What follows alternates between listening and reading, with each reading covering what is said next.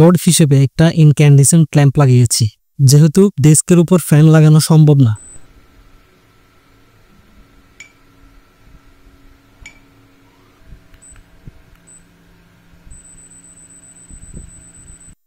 Welcome সবাইকে।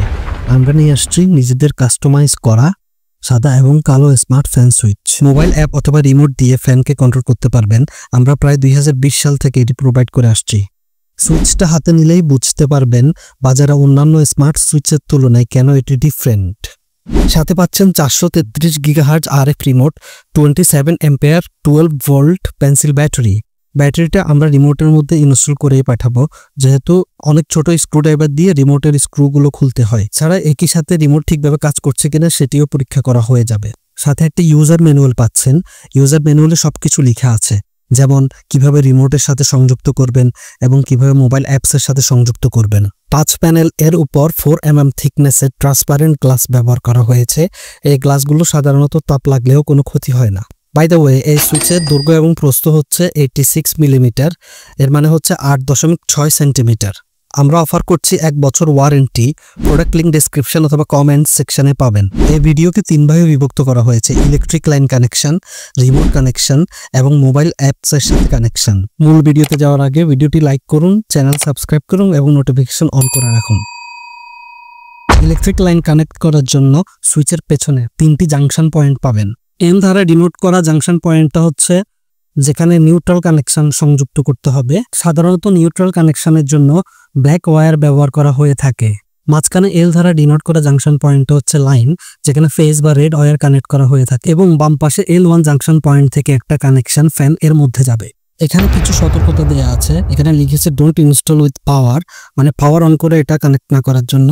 এবং এখানে দেখাচ্ছে এই সুইচটির ক্যাপাসিটি হচ্ছে 300 ওয়াট এবং ওয়াইফাই এর রেঞ্জ হচ্ছে 2.4 গিগাহার্টজ। টাচ প্যানেল মাঝখানের বাটনটা হচ্ছে ফ্যান অন অফ করার জন্য, লেফট সাইডেরটা হচ্ছে ফ্যান স্পিড বাড়ানোর জন্য এবং রাইট সাইড এটা হচ্ছে ফ্যান স্পিড কমানোর জন্য। এটা সংযুক্ত করার জন্য যেহেতু টাচ প্যানেলটা ওপেন করতে হবে, সেহেতু আমরা এটা দেখিয়ে দিচ্ছি কিভাবে টাচ প্যানেলটা ওপেন করতে হয়। মাইনাস একটা টেস্টার বা স্ক্রুড্রাইভার নিয়ে সুইচের এক পাশে যেখানে ওপেন করার অপশনস আছে সেখানে টেস্টারটা ঢুকিয়ে হালকা করে একটু আলতোভাবে উপরের দিকে আড়াল দিলেই এটা খুলে যায়। ইলেকট্রিক লাইনের সাথে সংযুক্ত করার পর এভাবে টাচ প্যানেল খুলে টাচ করে দেখতে পারেন কাজ করছে কিনা ঠিকভাবে। দেখতে পাচ্ছেন বোর্ডের সাথে লাগানোর জন্য দুই পাশে দুটো স্ক্রু লাগানোর অপশন দেখাচ্ছে। সাধারণত বাসাবাড়িতে এই সুইচগুলোর সাইজ 86 mm × 86 mm হয়ে থাকে, তাই এক্সট্রা কোনো বোর্ড কেনারও প্রয়োজন নেই।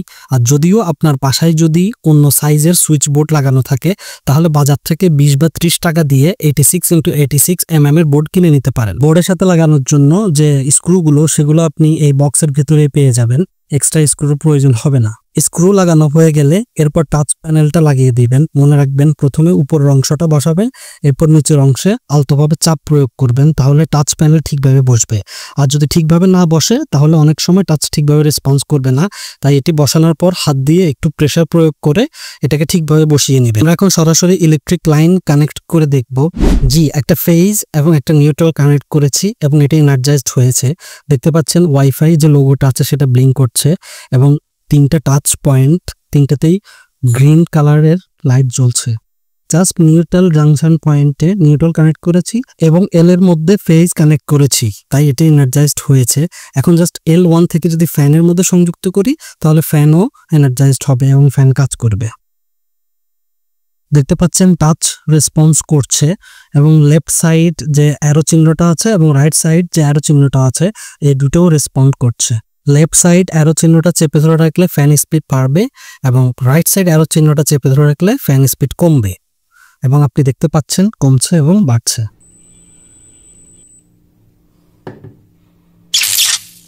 এখন আমরা দেখব কিভাবে রিমোট এর সাথে সুইচকে কানেক্ট করতে হয়।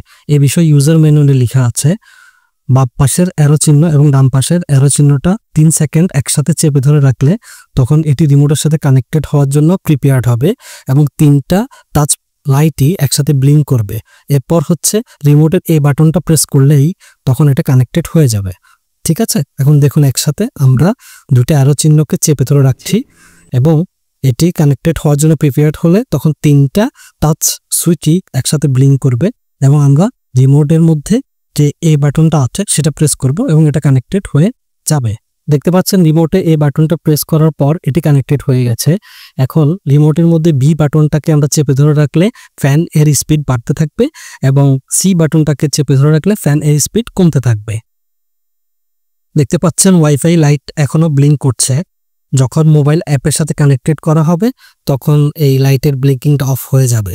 লোড হিসেবে একটা ইনক্যান্ডেসেন্ট ল্যাম্প লাগিয়েছি, যেহেতু ডেস্কের উপর ফ্যান লাগানো সম্ভব না। দেখতে পাচ্ছেন অন অফ টাচ বাটনকে টাচ করলে অন হচ্ছে এবং টাচ করলে অফ হচ্ছে। খুবই সিম্পল প্রক্রিয়া সংযুক্ত করেছি। জাস্ট ইনক্যান্ডেসেন্ট ল্যাম্পের মধ্যে যে রেড ওয়্যারটা আছে এটাকে হচ্ছে সুইচের L1 এর সাথে সংযুক্ত করেছি এবং ইনক্যান্ডেসেন্ট ল্যাম্পের যে ইয়েলো ওয়্যারটা আছে যেটাকে নিউট্রাল হিসেবে ডিনোট করা হচ্ছে সেটাকে অন্য একটা নিউট্রাল ওয়্যারের সাথে সংযুক্ত করেছি।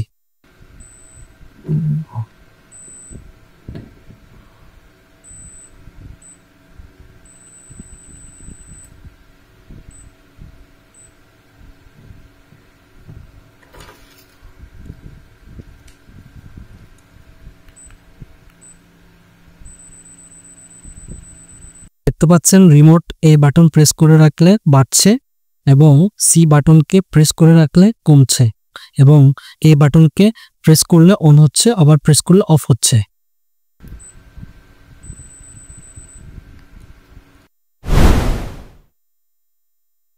মোবাইল অ্যাপের সাথে কানেক্ট করার জন্য প্লে স্টোর অথবা অ্যাপ স্টোরে এসে স্মার্ট লাইফ অ্যাপ অথবা টয়া অ্যাপ্লিকে সার্চ করলে অ্যাপগুলো চলে আসবে। এরপর যে কোনো একটা ইনস্টল করে ওটাকে আপনি হচ্ছে সাইন আপ করতে হবে ইমেল দিয়ে এবং হচ্ছে সাইন আপ করার পর এরপর হচ্ছে সেখানে ঢুকে হচ্ছে আপনাকে এই ডিভাইসটা অ্যাড করতে হবে। যেহেতু আমাদের এখানে অলরেডি স্মার্ট লাইফ অ্যাপটা ইনস্টল করা আছে এবং সাইন আপ করা আছে, তাই সরাসরি ওপেন করে দেখাচ্ছি কিভাবে ডিভাইসটা অ্যাড করতে হবে। তো এটি ওপেন করার পর এরকম একটা ইন্টারফেস আসবে। এখানে উপরে ডান পাশে কোনায় একটা প্লাস সাইন দেখতে পাবেন, সেই প্লাস সাইনে ক্লিক করে ডিভাইসকে অ্যাড করতে হবে। এসব বিষয়গুলো ইউজার ম্যানুয়ালে লেখা আছে। দেখতে পাচ্ছেন এখানে বলছে মাঝখানে ফ্যান যে লোগোটা আছে সেটাকে 3 সেকেন্ড চেপে ধরে রাখতে, তাহলে এটি ওয়াইফাই এর মাধ্যমে অ্যাপসের সাথে কানেক্টেড হওয়ার জন্য প্রিপেয়ার্ড হবে। আমরা 3 সেকেন্ড প্রেস করে চেপে ধরে রেখেছি এবং একটু পরেই সেখানে ওয়াইফাই এর যে লোগোটা আছে সেটি ব্লিঙ্ক করা শুরু করেছে। এখন আমরা অ্যাপের মধ্যে যে প্লাস সাইনে ক্লিক করে অ্যাড নিউ ডিভাইসে ক্লিক করেছি। এখানে এন্টার করার পরই দেখতে পাচ্ছি ওয়াইফাই ফ্যানটা দেখাচ্ছে। আমরা চাইলে ফ্যান লোগোতে ক্লিক করেই আমরা কানেক্টেড হতে পারি, তবে আমরা নিয়ম অনুযায়ী কানেক্টেড হব। নিয়ম হচ্ছে এখানে ইলেকট্রিক্যাল সেকশনস এর মধ্যে যে ফ্যান ওয়াইফাই অপশনসটা আছে সেটাতে টাচ করার পর ওয়াইফাই এর নেম এবং পাসওয়ার্ড চাইছে। অবশ্যই এক্স্যাক্টলি ওয়াইফাই পাসওয়ার্ডটি দিবেন। পাসওয়ার্ড যদি একটু ভুল হয় তাহলে কিন্তু লোড দেখাবে কিন্তু কানেক্টেড হবে না, এটা শুধু সময় নিতে থাকবে। তো আমরা কনফার্ম ছিলাম আমাদের ওয়াইফাই পাসওয়ার্ড ঠিক আছে এবং আমরা ঠিকভাবে কানেক্টেড ছিলাম 2.4 গিগাহার্টজের সাথে। এবং এখানে দেখাচ্ছে আমাদের যে হচ্ছে ওয়াইফাই সুইচের যে এইগুলো এলইডিটা আছে সেটা কিভাবে ব্লিঙ্ক করছে। তো এখানে দেখাচ্ছিল র্যাপিডলি ব্লিঙ্ক করছে, আমরা ওটাতে টাচ করে তারপর হচ্ছে কানেক্ট দিয়ে ফেলেছি এবং এটা সময় নিচ্ছে, কানেক্টেড হবে। এখন কিছুক্ষণ লোডিং দেখানোর পর এটি কানেক্টেড হয়ে গেছে। এখন আমরা ডান করে এরপর এটার ইন্টারফেসে প্রবেশ করব। আপনি চাইলে এখানে ফ্যান এর যে নামটি লেখা আছে এই নামটি এডিট করতে পারবেন। আমরা এখন ডানে টাচ করছি এবং যে ইন্টারফেসটা আসছে এটাই হচ্ছে আপনার সেই ফ্যানের ইন্টারফেস। এখানে অন অফ করা যাবে, স্পিড বাড়ানো কমানো যাবে এবং স্ক্যাজুয়াল সেট করে সময় অনুযায়ী অন অফ করা যাবে। বিভিন্ন সময়ের জন্য অন এর টাইম দিয়ে রাখা যায় অথবা বিভিন্ন সময়ের জন্য অফের টাইম দিয়ে রাখা যায়।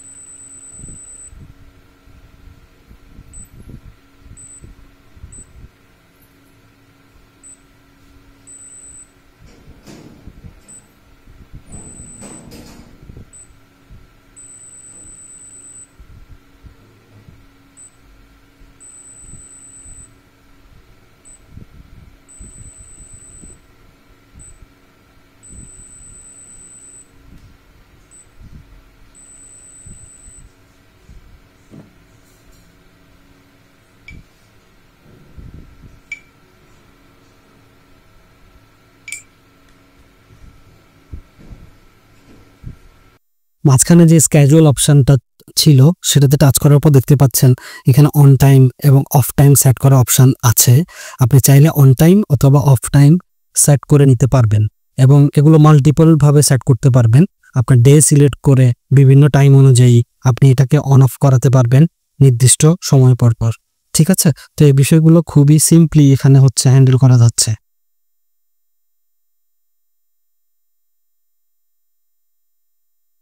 দেখতে পাচ্ছেন আমরা অন টাইম সেট করেছি, এবার অফ টাইম সেট করব একই প্রসিজারে।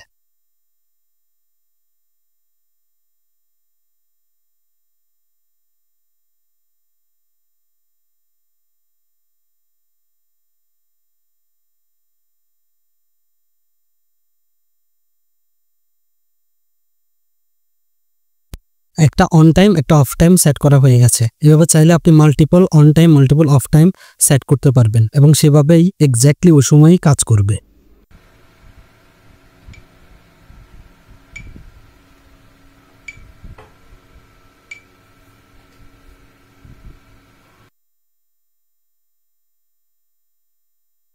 এবং অ্যাপের মধ্যে আরো বেশ কিছু ফাংশনস আছে, সেগুলোর মধ্যে আপনি চাইলে হোম অটোমেশন এবং রুম ক্রিয়েট করা এবং বেশ কিছু বিষয় আছে, সেগুলো নিয়ে আপনি জাস্ট একটু অ্যানালাইসিস করলেই বুঝতে পারবেন। এখানে হচ্ছে আপনার আবহাওয়ার সাথে হচ্ছে সম্পৃক্ততা রেখে কিভাবে অন অফ করা হয়, কিভাবে টেম্পারেচারের সাথে সম্পৃক্ততা রেখে অন অফ করা হয়। তো এই বিষয়গুলো আপনি এখানে একটু দেখলেই বুঝতে পারবেন।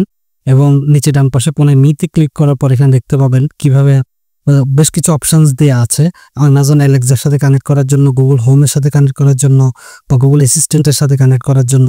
তো এই বিষয়গুলো হচ্ছে খুবই সিম্পলি আপনি এখান থেকে কানেক্ট করতে পারবেন এই ডিভাইস দিয়ে এবং এই অ্যাপের মাধ্যমে। ঠিক আছে, এই অ্যাপ স্মার্ট লাইফ অ্যাপ অথবা টয়া অ্যাপ যেটাই হোক সেটা দিয়েই কানেক্ট করতে পারবেন। এখানে বেশ কিছু অপশনস দেওয়া আছে। ঠিক আছে, এখানে হোম ম্যানেজমেন্টে ক্লিক করার পর দেখতে পাচ্ছি এখানে রুম ক্রিয়েট করার অপশনস আছে অথবা রুম এর মধ্যে জয়েন করার অপশনস আছে। তো আপনি চাইলে এখানে একটা রুম ক্রিয়েট করে অন্য কাউকে অ্যাক্সেস দিতে পারবেন। তাদেরকে জাস্ট এখান থেকে হচ্ছে একটা কোড যাবে, কোডটা তাদেরকে পাঠিয়ে দিলে তারা ওই কোড দিয়ে এই অ্যাপ ইনস্টল করে অথবা টয়া অ্যাপ ইনস্টল করে তারা চাইলে আপনার অ্যাক্সেস নিতে পারবে। এর মানে হচ্ছে আপনার বাসায় যদি অধিক মেম্বার থাকে আপনি সবাইকে তাদের মোবাইল ফোনে অ্যাক্সেস দিতে পারবেন। অন্য কাউকে অ্যাক্সেস দেওয়ার জন্য ইনভাইট মেম্বারে ক্লিক করে তাদেরকে একটা লিঙ্ক পাঠানো হবে, লিঙ্কের সাথে একটা কোড যাবে। অন্যকে অ্যাক্সেস দিয়ে কিভাবে কানেক্টেড করতে হয় অথবা নিজে কিভাবে কানেক্ট হতে হয় একটি রুমে, সেই প্রক্রিয়ার ভিডিও আমরা ডেসক্রিপশন অথবা কমেন্ট সেকশনে দিয়ে দেব। অনেক ধন্যবাদ।